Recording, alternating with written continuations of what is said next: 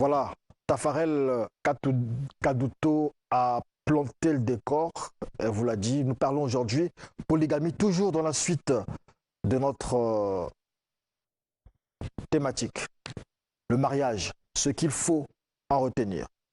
Aujourd'hui, le sujet, c'est la polygamie. Le pasteur Akilas Moya vient de Pointe-Noire pour parler polygamie. Un sujet évoqué ici avec le pasteur Mbota déjà, mais c'était autour d'une autre... le débat portait sur autre chose, mais le pasteur Akilas Moya avait même dit au pasteur Renaud Boris Mbota que Monsieur Boris Mbota, vous avez la loi de la polygamie dans votre pantalon. Voilà. Et donc aujourd'hui, le pasteur Akilas a fait le déplacement de Pointe-Noire, il est arrivé hier. Bonjour, pasteur Akilas. Bonjour, frère. Vous vous portez bien? Oui, par la grâce du Seigneur, je me porte très bien. Ok, merci beaucoup. Pasteur Renaud Boris Mbota, on dit que c'est dans ce pays, on dit l'infatigable bâtisseur, et vous, on vous appelle l'infatigable débatteur. Pasteur et à l'église du Seigneur, je suis venu pour répondre sur la polygamie qui est condamnée par les ignorants. On ne peut condamner la polygamie que si on est ignorant. Ou alors on est sorcier, parce qu'avec le courage que donnerait la sorcellerie, quelqu'un sera capable de condamner aussi Abraham, Isaac le fils d'Abraham, Jacob le responsable de toute une nation, le responsable de tous les enfants qui ont écrit la Bible.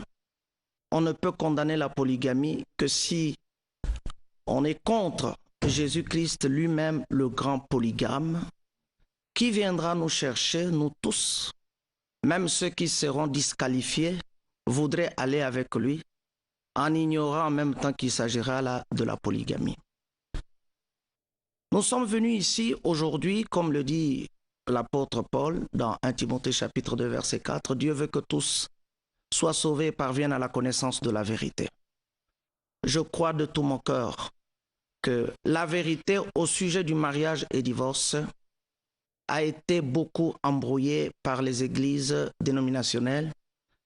Et alors on peut assister, on peut entendre les gens, tous, je les classe dans le même lot, qu'ils soient religieux, appelés assemblée chrétienne, que ce soit mon frère Mbota, qui m'avait déjà chatouillé sur la polygamie en disant que c'était une façon pour moi de satisfaire mon libido.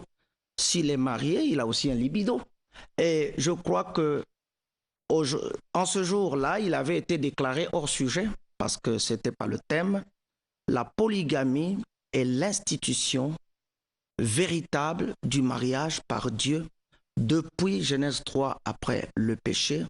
L'homme et la femme n'avaient plus les droits égaux. L'homme était devenu le chef de la femme. Le serpent, Satan, a été maudit. La femme a été abaissée. Il lui a été demandé que ses désirs soient portés vers son époux, mais que celui-ci dominera sur lui. Nous avons parlé d'Abraham. J'ai parlé d'Abraham. Notre modèle, c'est Abraham. L'Écriture dit dans Ésaïe chapitre 51, depuis le verset 1, « Vous qui poursuivez la justice, qui cherchez Yahweh, tournez les regards vers le rocher d'où vous avez été tirés. Tournez les regards vers Abraham et Sarah qui nous a enfantés. Abraham, lui seul, je l'ai appelé, je l'ai béni, je l'ai multiplié. Abraham avait beaucoup de femmes. Genèse chapitre 25.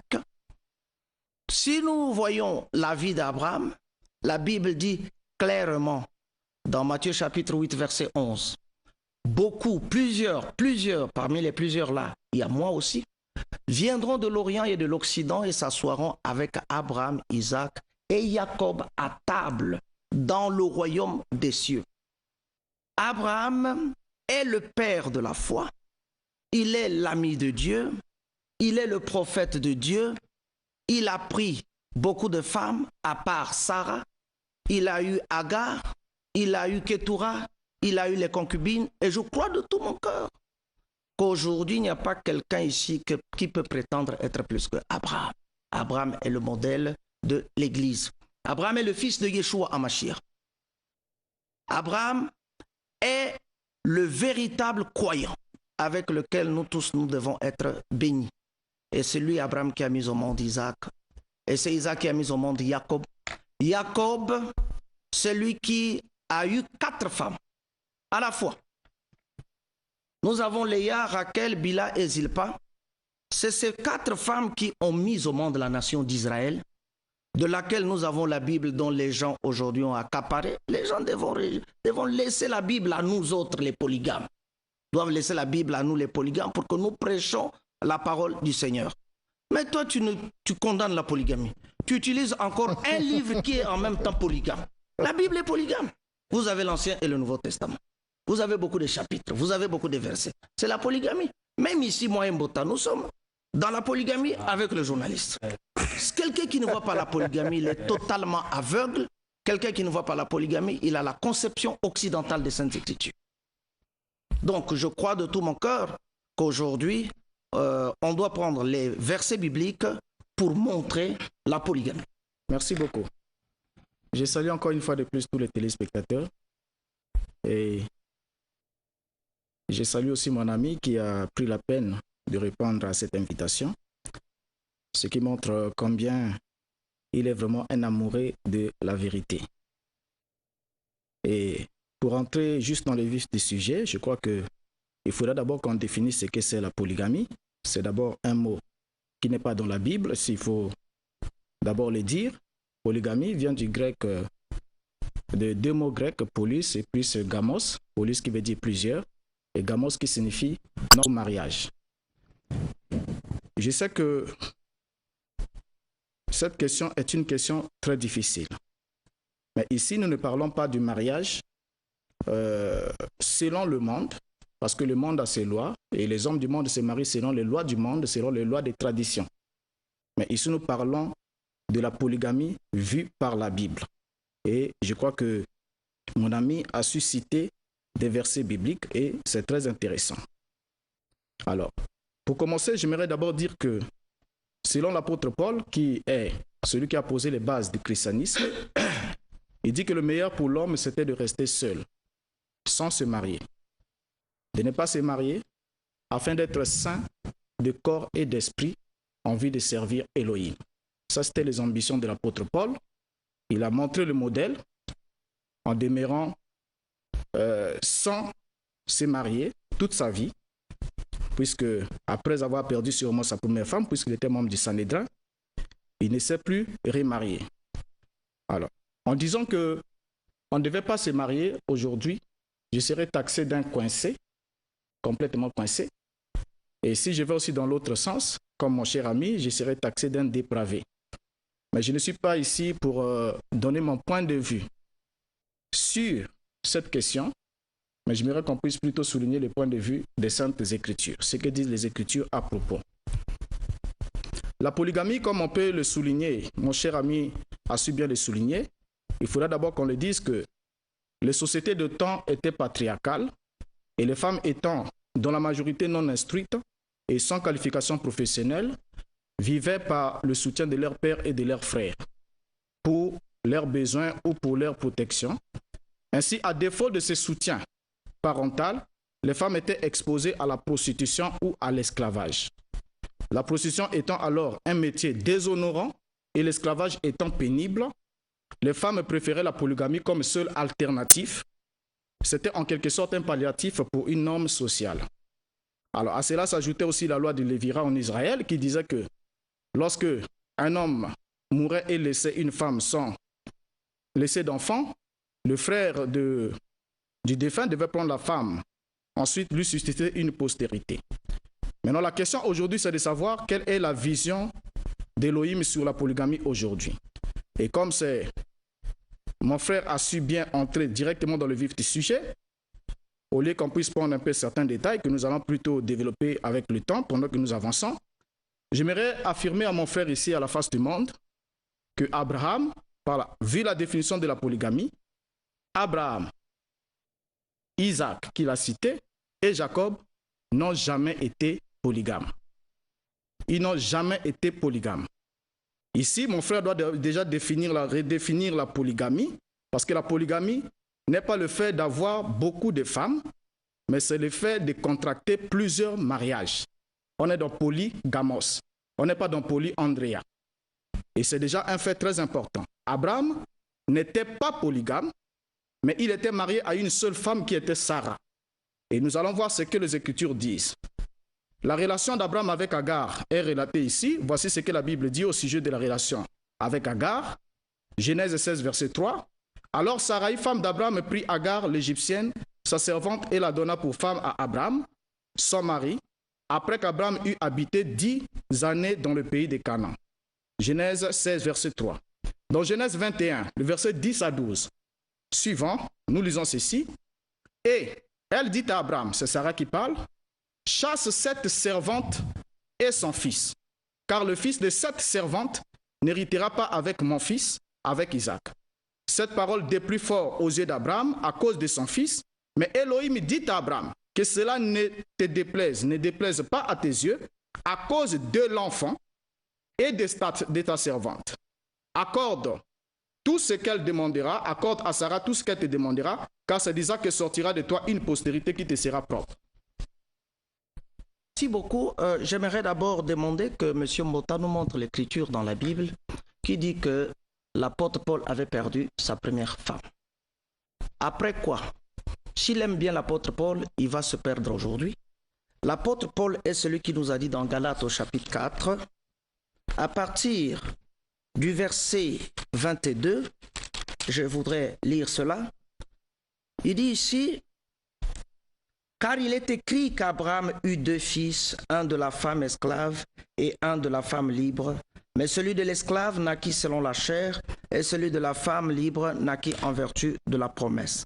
Ces faits ont une valeur allégorique car ces femmes sont 2 alliances. Les 2 femmes d'Abraham sont reconnues, je ne sais pas ce que lui, M. Mbota, appelle mariage. Dans le jardin d'Éden, quand Dieu avait uni Adam et Ève, je ne sais pas quelle était la condition qui était recommandée, Abraham eut 2 femmes. Et là même, ça montre que les femmes de la Bible soutenaient la polygamie. Parce que c'est Sarah elle-même qui prit par souci pour avoir la progéniture avec Abraham, qui prit sa servante, qui donna à Abraham pour femme. Et Abraham l'a prise pour femme. Et Abraham a fait avec elle les enfants. Nous avons les Ismaélites aujourd'hui sur la face de la terre. Monsieur Brice Mbota, premièrement, vous me montrez l'écriture biblique qui dit que Paul avait perdu sa première femme. Ensuite, nous allons revenir à Abraham et non à Paul, parce que Mbota a dit qu'il a pour modèle l'apôtre Paul. L'apôtre Paul est venu dans l'église bien plus tard, mais Jésus-Christ lui-même, il est le grand polygame, il est le fils d'Abraham. L'apôtre Paul ici, il dit qu'il est né de la tribu de Béniamine, mais Béniamine est un enfant de Jacob dans la polygamie. La polygamie veut simplement dire le mariage d'avec plusieurs femmes.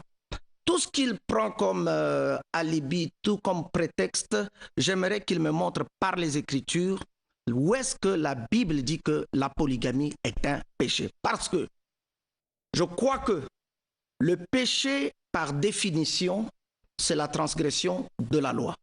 Nous n'aurions pas connu le péché s'il n'y avait pas la loi. Qu'il me donne un verset de la loi qui interdit la polygamie. S'il ne la donne pas, qu'il reste tranquille. Je l'avais déjà dit la fois passée, que dans ses pantalons, il y a la polygamie. C'est l'enseignement du véritable prophète William Marion Branham qui a dit qu'après le commencement, après la chute, après le péché, la loi du sexe fut la polygamie. Et à partir de là, un homme pouvait avoir autant de femmes. David, le bien-aimé du Seigneur, il a eu beaucoup de femmes. Salomon, l'homme le plus sage, jamais Mbota n'atteindra le 1/4 de la sagesse de Salomon. Salomon, lui, il était polygame, il avait 1000 femmes. Et Jésus-Christ a dit, il y a ici plus que Salomon. Dans le Nouveau Testament, il y a ici plus que Salomon. Et moi-même, je suis un polygame. Je ne peux pas avoir honte de la parole qui a été révélée, mais qui était cachée dans les piliers des dénominations par les faux prophètes. Donc, moi, je crois de tout mon cœur que la polygamie, c'est le fait d'avoir plusieurs femmes. On n'a pas besoin de faire des philosophies et des écoles là, de regarder dans les ordinateurs. Montre-moi l'écriture là où l'apôtre Paul avait perdu sa première femme. Et puis, montre-moi la loi qui dit que la polygamie est un péché. Merci beaucoup. Je crois que je voulais d'abord sur un point pour ne pas sauter du coq à l'âne, parce que tant que nous n'aurons pas fini, vos questions auront des réponses. Je les ai notées ici. Avant qu'on quitte ces plateaux, je vais vous donner des réponses. J'aimerais d'abord que vous preniez pour la question de Paul, 1 Corinthiens chapitre 7, le verset 8, je lis dans la traduction du Semer. J'aimerais cependant dire aux veufs et aux veuves que c'est une bonne chose de continuer à vivre seul comme moi. Il demande aux veufs et aux veuves de continuer à vivre seul comme lui. Donc lui, il continuait à vivre seul. Ça veut dire qu'il avait perdu la femme qui était la sienne. Restez tranquille, s'il vous plaît. Non. Et revoyez encore votre Bible, vous verrez que Paul était membre du Sanhédrin. Et interrogez encore la Bible vous dirait que pour être membre du Sanhédrin, il fallait être marié. Aucun célibataire ne pouvait faire partie du Sanhédrin, qui était la haute classe juridique et religieuse juive. Ça, votre Bible va vous en donner l'information. Saul de Tarse était membre du Sanhédrin avant de devenir l'apôtre Paul. Et aucun célibataire ne pouvait faire partie de cette organisation religieuse. Je reviens sur la question d'Abraham ici. Je vous l'ai dit qu'Abraham n'était pas polygame. Et j'ai lu un verset ici biblique. Je vais montrer le détail de ce que je viens de lire. Lorsque nous lisons dans la Bible, quand Elohim parle de Sarah, il dit « ta femme ». Lorsqu'il s'adresse à Abraham, il dit « ta femme ». Voir Genèse 17, verset 15 et le verset 19. Le chapitre 18 aussi, le verset 9, dit la même chose. Et quand Elohim parle d'Agar, il dit « ta servante ». Mais si déjà Agar était devenue femme d'Abraham, légalement, elle devait quitter, changer de statut. Elle ne pouvait plus rester une servante. Elle devait devenir une épouse, une femme. Mais pourquoi dans la bouche d'Elohim, Elohim n'a jamais appelé Agar femme d'Abraham, mais plutôt ta servante. Et quand Yahvé parle d'Ismaël, parlons d'Isaac et d'Ismaël, lorsqu'il parle d'Ismaël, il dit l'enfant. Réalisez le verset que je vous ai donné. Il dit l'enfant. Et quand il parle d'Isaac, il dit ton fils. Plus précisément dans Genèse 22, le verset 2. Prends ton fils, ton unique. Et dans le verset 12, il dit tu ne m'as pas refusé ton fils, ton unique. Et pourtant, Abraham avait un autre fils qui était Ismaël, son fils aîné, au regard humain.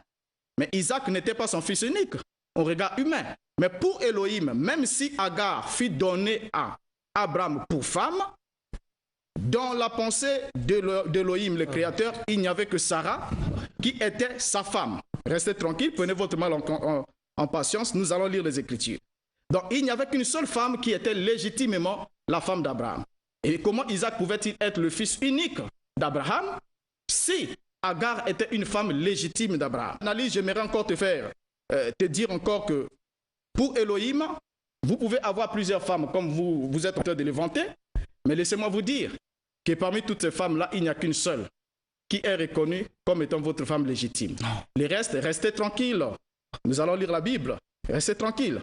Regardez ce que dit la Bible. Quand vous prenez l'exemple du verset qui dit que Abraham prit pour femme, j'aimerais encore vous souligner ici que prendre pour femme ne signifie pas épouser, selon les termes bibliques. Regardez, je vais prendre un verset ici. Genèse 25, verset 1er.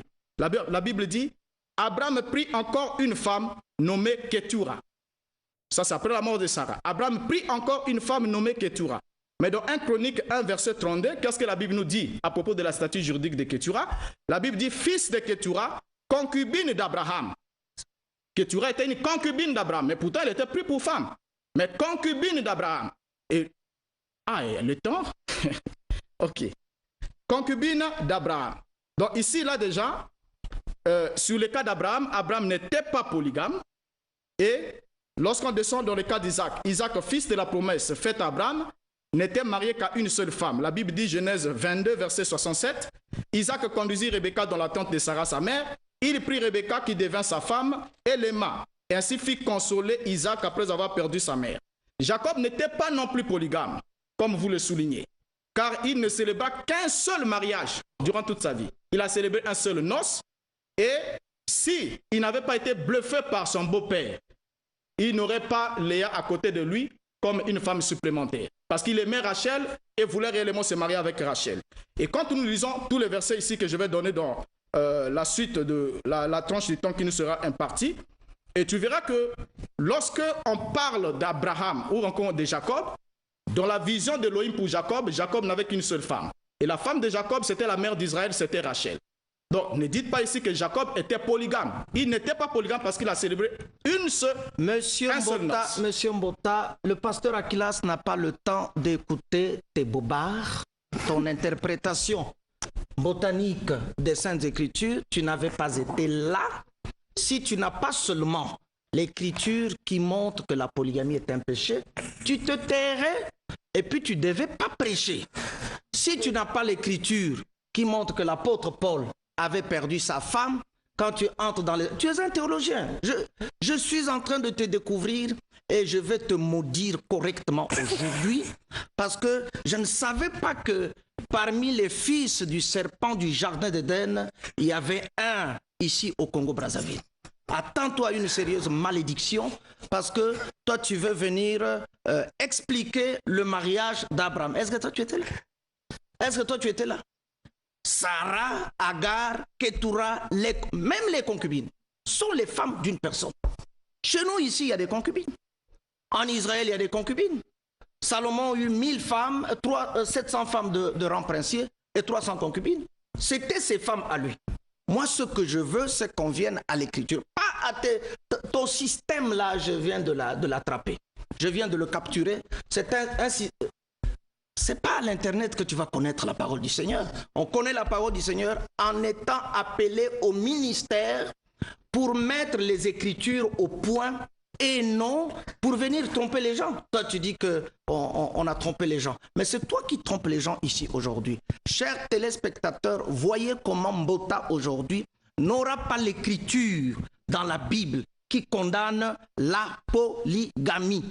Et il y a la polygamie dans ses pantalons, je le répète. Moi, je crois de tout mon cœur que la polygamie est une alliance que Dieu a donnée, a permis, a autorisé à l'homme. L'homme peut avoir autant de femmes pour se multiplier.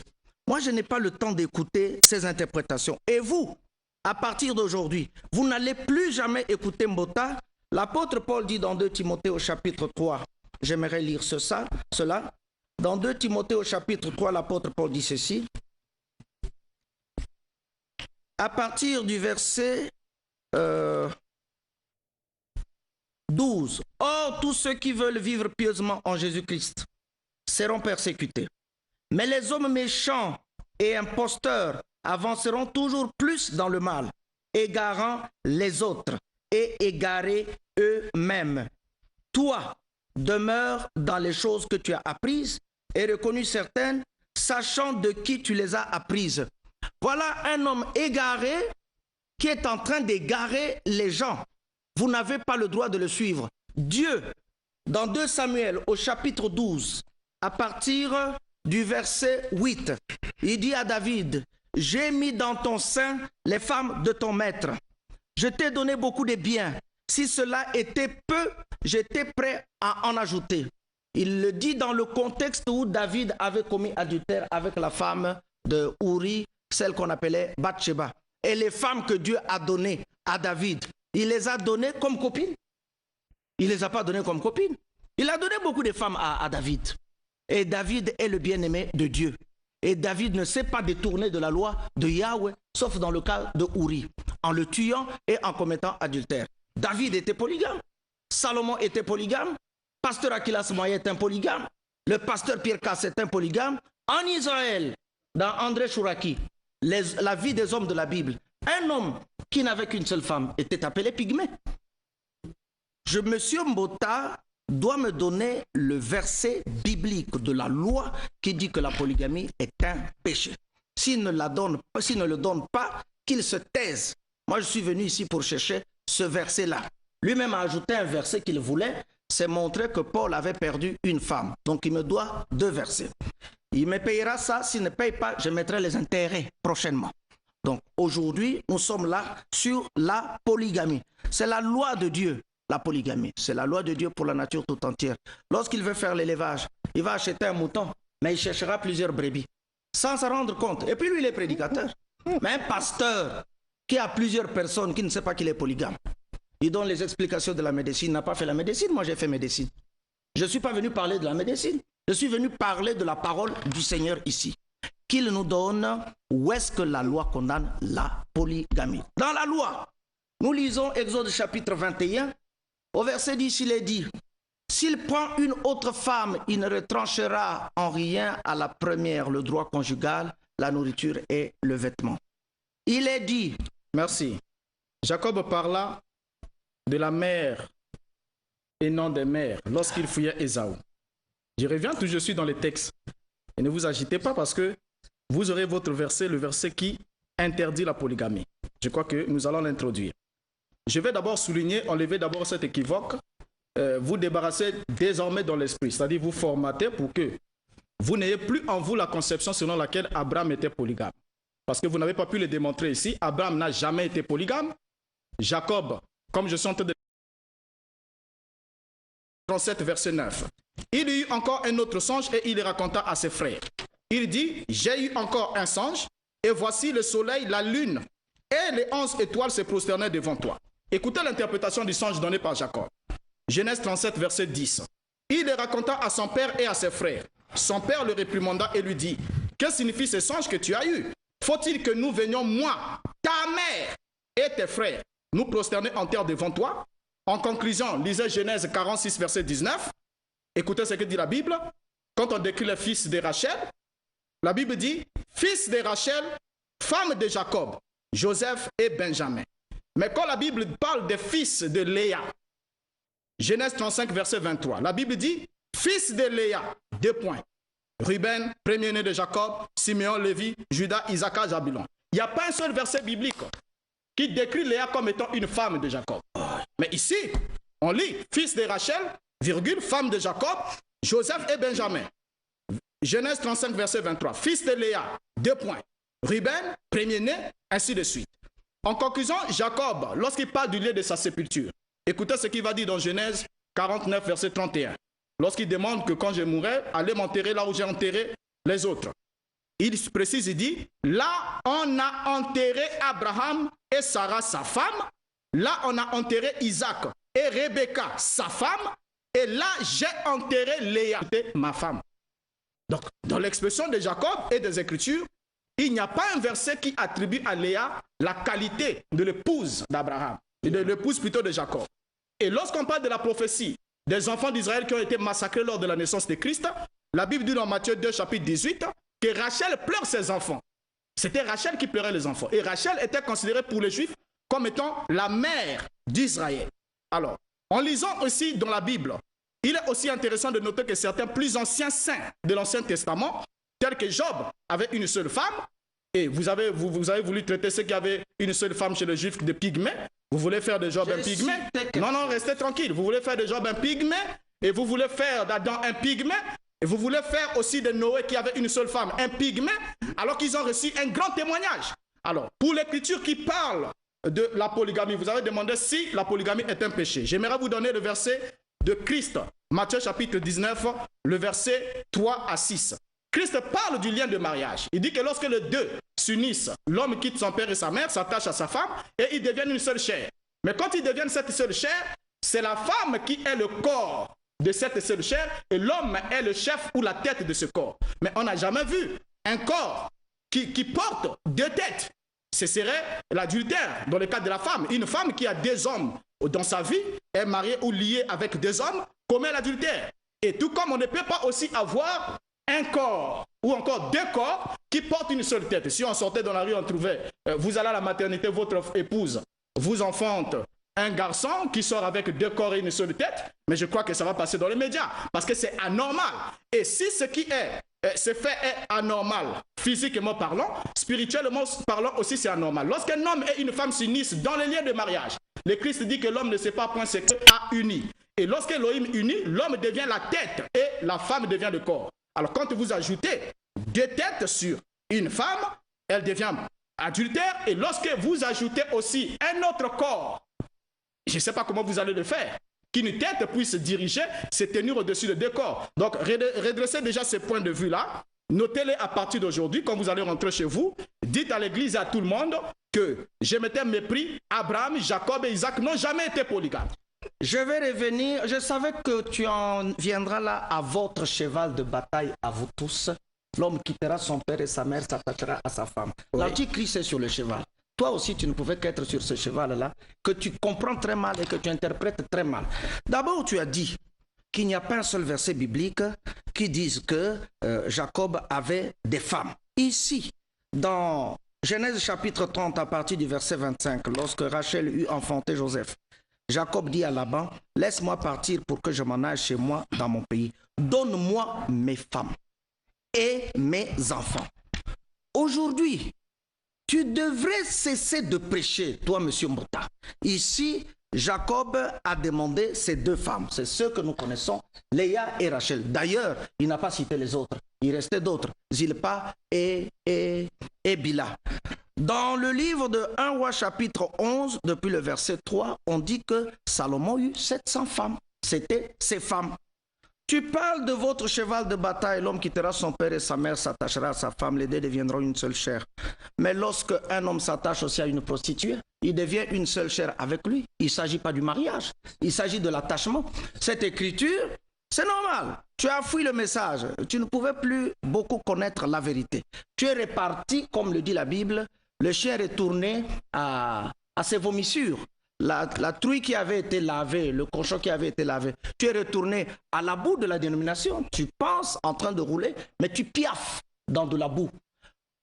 L'homme quittera son père et sa mère s'attachera à sa femme ne parle pas du mariage, ça parle du collement. Je peux m'attacher avec une prostituée.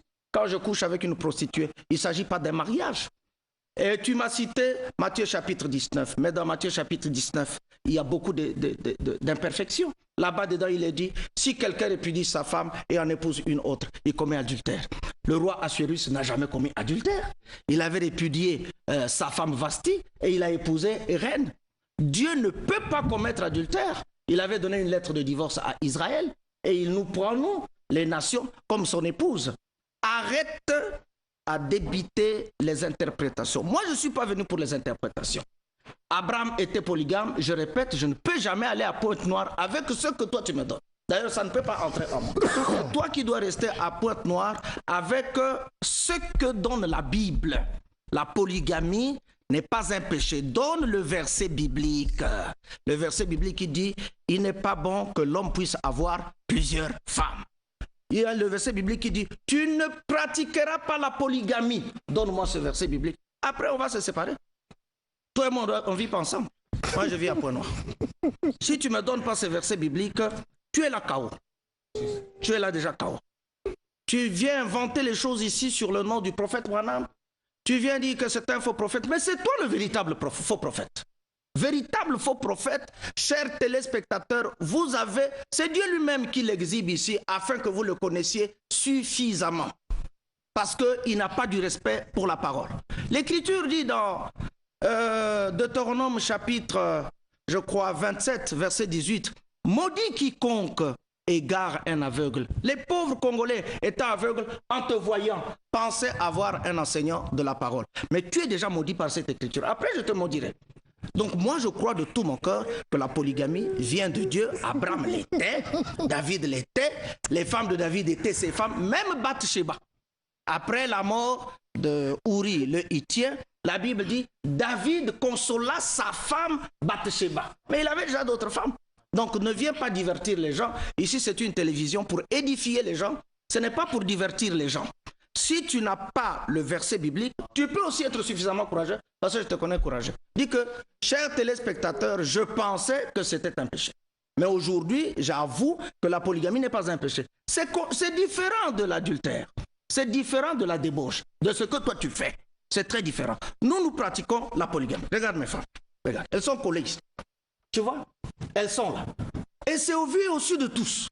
Donc toi, ce que tu es en train de faire, ce sont des choses, des cachotteries, tu te caches et puis le peuple pense avoir un pasteur qui est venu pour défier le message. Voilà, mes femmes sont là-bas, vous avez Priscille, vous avez Ribka, elles vivent ensemble avec moi sous mon toit, avec mes enfants. Tu vas me dire que j'appelle seulement l'une ma femme. Les deux sont mes femmes.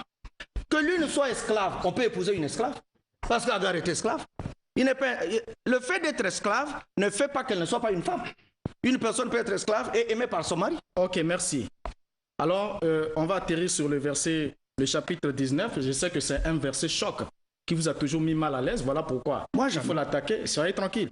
Il faut l'attaquer pour dire que ce verset est imparfait. Le fait que Christ ait déclaré, fait cette déclaration. J'aimerais d'abord te souligner une chose, que le divorce et le remariage est une forme de polygamie dite sérielle ou successive.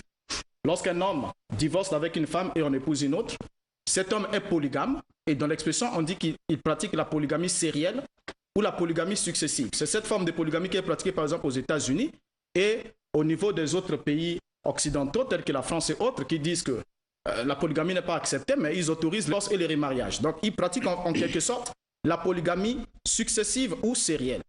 Alors, lorsque un divorcé se remarie, il pratique la polygamie sérielle. Regardez ce que le Christ dit, Matthieu 19, verset 6. Que l'homme ne sépare pas ce que Elohim a joint. Et dans Malachie chapitre 2, le verset 16. Car je hais la répudiation, dit Yahvé, Elohim d'Israël, et celui qui couvre de violence son vêtement, dit Yahvé Sabaoth. Prenez donc garde à votre esprit et ne soyez pas infidèles. Alors, Matthieu 5, verset 32, le Christ qui va dire ceci. Mais moi, je vous dis que celui qui répudie sa femme, sauf pour cause de fornication, l'expose à devenir adultère. Et que celui qui épouse une femme répudiée commet un adultère. Et le chapitre 19, le verset 9, qui vous a toujours mis mal à l'aise, parce que là, vous allez sortir d'ici, comme vous avez dit, chaos. Le Christ dit ceci. Mais je vous dis que celui qui répudie sa femme, sauf pour infidélité, le mot grec qui traduit, qui est donné pour infidélité, c'est pornéia. Sauf pour infidélité, et qui en épouse une autre, commet un adultère. Il y a là deux actes. Deux actes qui montrent que cet homme, la première des choses, il commet, le premier péché, c'est le péché de répudiation. Lorsqu'il répudie sa femme, selon Christ, la femme ne pouvait pas être répudiée pour n'importe quel motif. Donc même quand votre femme, pendant que vous avez les deux là, lorsque votre femme commet adultère, selon la parole de Christ, elle n'est pas répudiable. Vous n'avez que le droit de la pardonner parce qu'elle est une partie de votre chair. Vous ne pouvez pas la répudier pour un quelconque motif. Le seul motif valable pour Christ de répudier une femme, c'est quand il y a pornéia. Pornéia signifie une relation interdite par la loi. Et lorsque nous regardons ici ce que Christ dit, il dit que lorsque vous répudiez votre femme et vous en épousez une autre, vous commettez adultère. Alors, comment est-ce que vous pouvez commettre adultère du moment où vous avez le droit légal d'ajouter des femmes? Mais si on a le droit légal d'ajouter des femmes, alors on répudie une et puis on prend une autre, en quoi est-ce qu'on serait adultère? Donc Christ était un ignorant de la parole selon votre point de vue. Parce que ici, si Christ le souligne, c'est parce que plus haut il a dit que l'homme ne sépare pas ce que Elohim a uni. Et lorsque Elohim unit, on a une tête, on a un corps. Mais une fois que vous divorcez avec votre femme pour en épouser une autre, vous commettez adultère. Donc comme ici, Dieu. Pour Christ, soyez tranquille. Pour Christ ici, vous commettez adultère contre votre femme parce que vous êtes liés. La Bible dit, la femme est liée à son mari aussi longtemps que celui-ci vit. Et c'est que ce verset va aussi dans le sens contraire. Parce que l'homme s'attachera à sa femme et deviendra une seule chair. Ce verset parle du mariage. Alors, ici déjà, dans ce verset, il est clair que lorsque vous entrez dans la polygamie, vous commettez adultère contre votre épouse.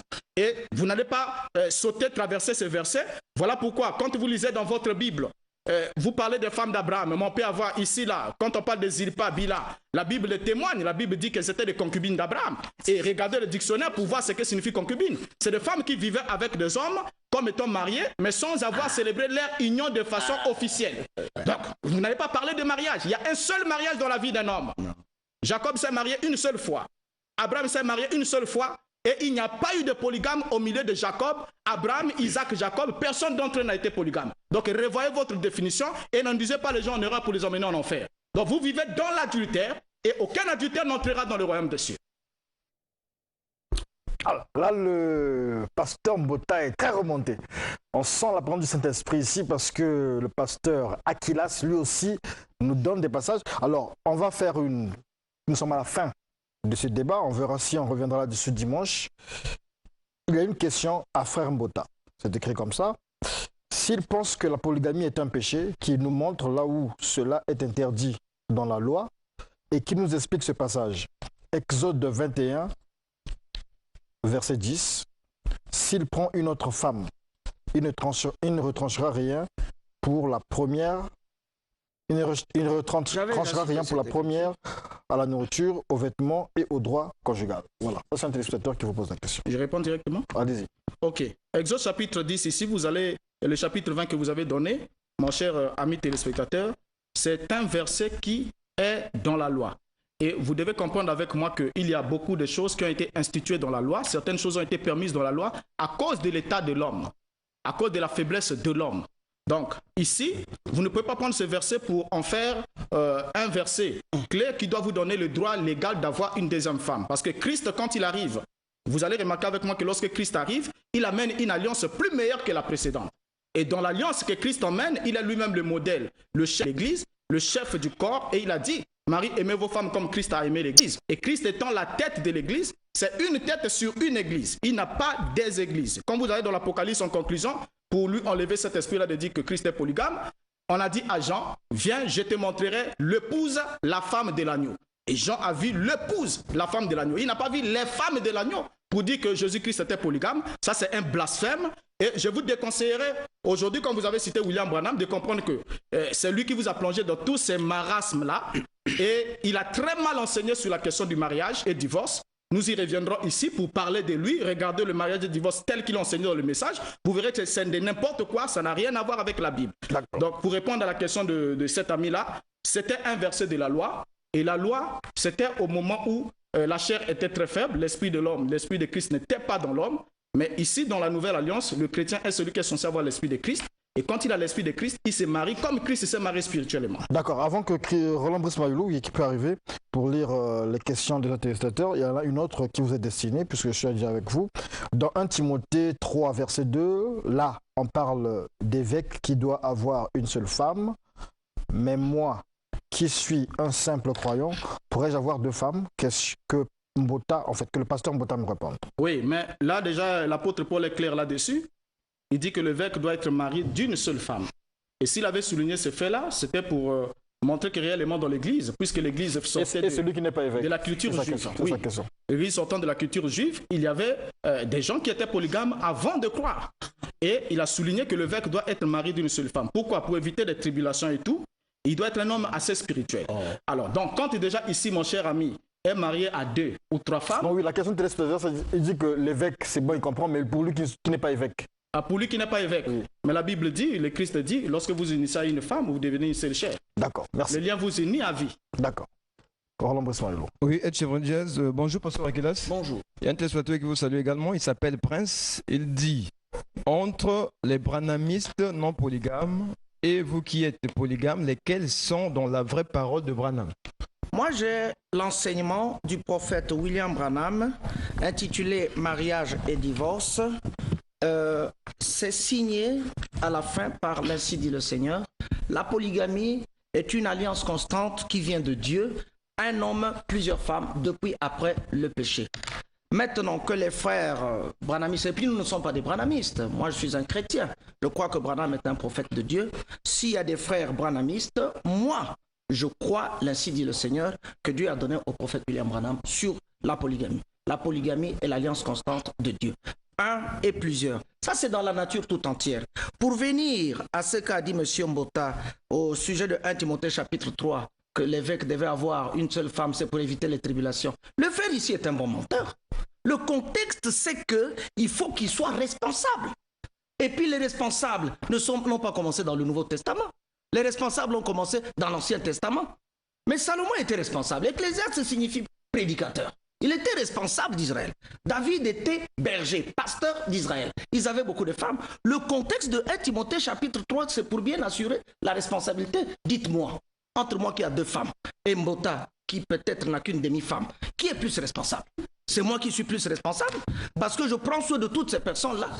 S'il ne sait pas diriger sa propre maison, est-il dit ici, comment saura-t-il diriger la maison du Seigneur qui est l'église du Seigneur? Donc il ne faudrait pas que... Mais on n'a pas besoin de se dire dans la parole. Ça sont ces Pasteur Aquila, c'est un autre téléspectateur. Non, il a qui aussi dit... cité Malachie chapitre 2. Attendez. Ah bon? Malachie chapitre 2. Abraham avait répudié qui? C'est la question que je te pose. Sa femme ou Là- celle qui n'est pas sa là, femme? Là, sont les téléspectateurs. D'abord en Bota. Parce qu'on a Là, on lit, parce que le temps, ça veut dire qu'on... Oui, mais Répondez lui doit me dire qui Il va vous Abraham dire, avait il va vous dire, voilà. Allez, Merci continuez, beaucoup. Roland. Dieu Trois questions non répondues. Dieudonné Nzinga nous a écrit, il dit ceci. Apparemment, le pasteur de Pointe-Noire est en train de défendre sa situation. Il est venu pour débattre ou maudire les gens. C'est un mauvais exemple de pasteur par sa colère. Qu'il donne l'écriture qui autorise la polygamie. Oh, mais j'en ai donné beaucoup. On J'en ai peut donné répondre pour beaucoup. lui, on peut répondre pour J'ai lui. donné 2 Samuel chapitre 12 verset 8. Dieu a dit à Abraham, j'ai mis dans ton sein beaucoup de femmes. Si c'était peu, j'étais prêt à en ajouter. Pourquoi as-tu délaissé ton harem pour aller prendre l'unique femme de ton soldat, Uri? J'ai donné David, Genèse à chapitre David. 25. David avait beaucoup de femmes. J'ai donné 1 roi chapitre 11, depuis le verset 3. Salomon avait beaucoup de femmes. Je peux même donner Matthieu chapitre 25. Jésus-Christ a beaucoup de femmes. Bota ne sera pas parmi ces femmes-là. Les 10 vierges, ce sont les femmes de Jésus-Christ. Cette parabole parle du vrai mariage qui aura lieu dans quelques jours ici. De telles personnes ne participeront jamais à l'enlèvement, puisque l'enlèvement, c'est un mariage polygamique. Donc moi, je crois qu'il me doit l'écriture de Malachie chapitre 2, qu'il me dise qui est-ce que Abraham avait répudié. Puisqu'il dit que Agar n'est pas sa femme. Et Dieu ici n'est pas d'accord avec la répudiation sans cause. Qu'il me dise Abraham avait répudié qui? Pasteur Mbota, c'est Auclair Maba Hiram Abif qui vous pose la question. Il dit, je suis en train de suivre l'émission. Donc, les hommes politiques qui ont plusieurs femmes n'ont pas la bénédiction, selon Mbota. Bon, les hommes politiques qui ont plusieurs femmes, ils se marient selon le monde.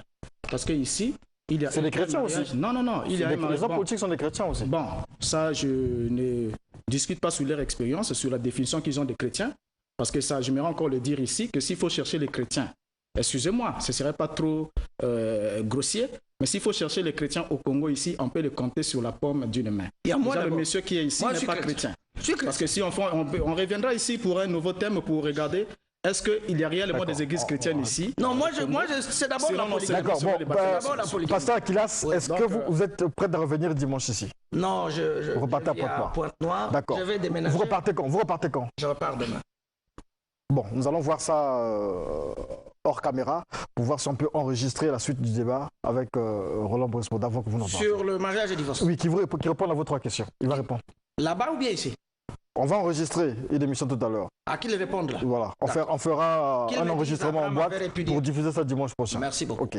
Voilà, donc c'est la fin de ce face-à-face. Un face-à-face assez torride autour de la polygamie. On va écouter qui finalement? On a la Bible. Il faut écouter la Bible. Il ne faut pas écouter Mbota. La même Bible que défend Bota, Ah c'est la même non, Bible que défend il défend M. ses Aquilas. interprétations. On ne sait pas qui suivre, ben, on essaiera de réfléchir que Cette confusion des... Jésus revienne, vraiment que Jésus revienne pour nous donner lui-même la vérité des choses. C'était le face-à-face avec le pasteur Aquilas et le pasteur Bota.